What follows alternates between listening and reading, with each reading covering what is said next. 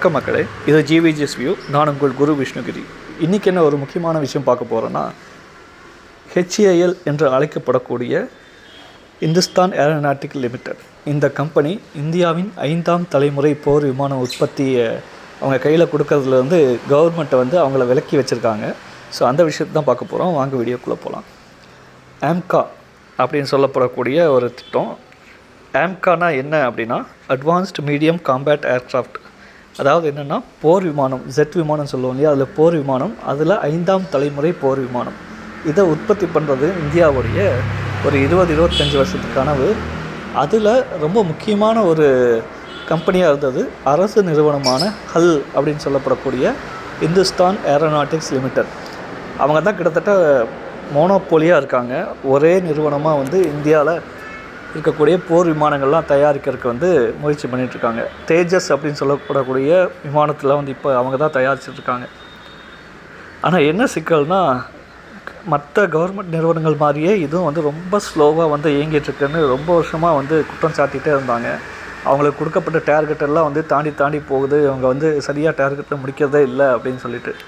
So அடுத்த 10 வருஷத்துக்கு தேவையான அளவுக்கு அவங்கக்கிட்ட ஆர்டர் இருக்குது. ஆனால் அவங்களால இன்னும் தேவையான அளவுக்கான விமானங்களை கொடுக்க முடியல. அப்படிங்கிறதுனால விமானப்படை தளபதிகளே நிறைய விமர்சனம் பண்ணியிருந்தாங்க. இப்போ நம்மக்கிட்ட 4.5 4.5 அந்த தலைமுறை விமானமான ரஃபேல் நம்மக்கிட்ட இருக்குது. 36 இருக்குது. மட்டும் இல்லாமல் ரஃபேலோட கடற்படை வருஷனான மரைன் ரஃபேல் அப்படிங்கக்கூடிய அந்த இதுக்கும் நம்ம ஆர்டர் கொடுத்துருக்கோம். ரஃபேல் ஃப்ரான்ஸ் நாட்டோடைய டசால்ட் நிறுவனம் தயாரிச்சிட்ருக்கு. இப்போ அதுபோக 114 ரஃபேல் விமானங்களுக்கும் நம்ம ஆர்டர் கொடுத்துருக்கோம். அது 4.5 நமக்கு 5ஆம் தலைமுறை வேணும். ஏற்கனவே சீனாக்கிட்டேயும் அமெரிக்காக்கிட்டேயும் 5ஆம் தலைமுறை விமானங்கள்லாம் இருக்குது.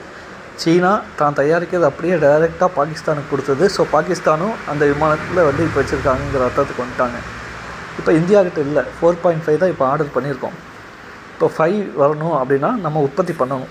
HAL ரொம்ப வருஷமாக அவங்களுடைய எஃபிஷியன்சிக்கு கீழே ஒர்க் பண்ணிட்டுருக்காங்கிறப்ப திரும்ப அவங்கக்கிட்ட இதையும் கொடுத்தா ரொம்ப லேட் ஆகுங்கிறதுக்காக கவர்மெண்ட் என்ன பண்ணிட்டாங்கன்னா, அந்த ரேஸ்லேருந்து அந்த லிஸ்ட்லேருந்து HAL தூக்கிட்டு 3 தனியார் நிறுவனங்களை அதுக்கு சேர்த்துருக்காங்க.